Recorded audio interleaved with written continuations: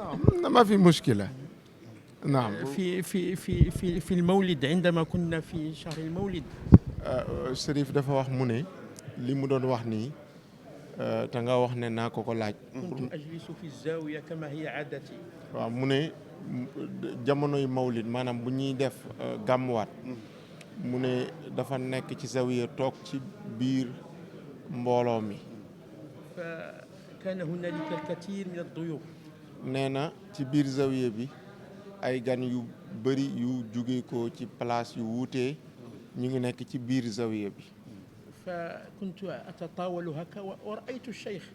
mu ne mu yëkkati doxam seen Serigne Abdoul Aziz Al Amin gannaaw bu mu génnee àdduna. ما صدقت ذلك.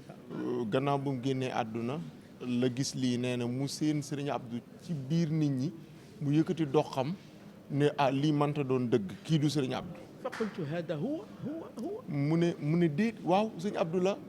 فتطاولت هكذا فاختفى. mu ne ma yuqamtiku bëgg a dem ci moom rek Serigne Abdou dem. الله. فهذا الرجل أنا لا أظنه هنا في تيوان هو في فاس عند الشيخ. mu ne moom xam na ne mu ne Serigne Abdoul Aziz Al Amin daal dëgg la هنا ولكن هو مع الشيخ. ci jëmmam ñu ngi ko rob fii ci rawdu bi ci Tiwaawoon waaye daal xam na ne Serigne Abdoul Aziz Al Amin mu ngi nekk Cheikh Ahmad Tidiane radiyallahu taala anhu ndax lim liggéeyal Cheikh Ahmad Tidiane yi moo tax gannaaw bu mu génnee àdduna mu gis ko ci biir rawdu bi jëmmam mu yuqamtiku ne Serigne Abdou rek mu dem. وهذا ما أشرت إليه. waaw mu ne lii له مكانة خاصة. waaw mu ne loolu moo tax Serigne Abdoul Aziz dafa am lu yàlla def ci moom ci xolam mu sopp ko ngir li ko yàlla won ci Serigne Abdoul Aziz Al Amin. ومن عجيب الأمر. mu ne bokk na ci li gën a yéeme ci mbir كنا في زيارة الحاج مالك أمس. mu ne démb dem na di siyaara Sidi Hadj Malick Maodo bu Alhaaj Abdoul وأكد لي ذلك وترسخ في قلبي. mu ne bi mu demee di siyaara Serigne Maodo si bu Alhaaj Abdou nee na daf ko nettalil seedeel ko ci loolu mu gis ci. قال زاره قبل يومين عن وفاته. waaw mu ne moom sëñ Maodo mu wax ko ne ko ñaari fan avant Serigne Abdoul Aziz di génn àdduna ñëw na fii teewaawoon siyaare si ko. فقال له. mu wax ko ne ko. رأيت مجمعا كبيرا من الخلفاء الشيخ. mu ne ko gis naa mbooloo mu bëri ci ñi nga xam ne ay xalifa Cheikh Sidi Ahmad Tidiane yi la. وجلس معهم. mu ne ma toog ak ñoom. mu ne sëñ Maodo moo ko wax ne ko Serigne Abdoul Aziz moo koy nettalil ne ko. man kat دخل الشيخ التيجاني. mu ne man kat gis naa ay xulafaaw Sidi Ahmad Tidiane yi ñu doon mbooloo ñëw toog ak man. nee na biñ toogee ak man. nee na Cheikh Sidi Ahmad Tidiane radiyallahu taala anhu ñëw toogandoog ñun. فقال الشيخ عبد العزيز الأمين. mu ne Serigne Abdoul Aziz Al Amin wax sëñ Maodo ne سيأتينا.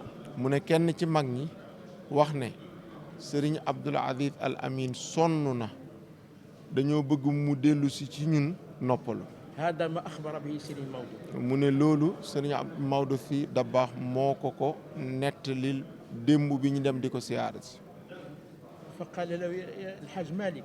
mu wax ko ne ko. ما رأيك هل أذهب أم أجلس هنا.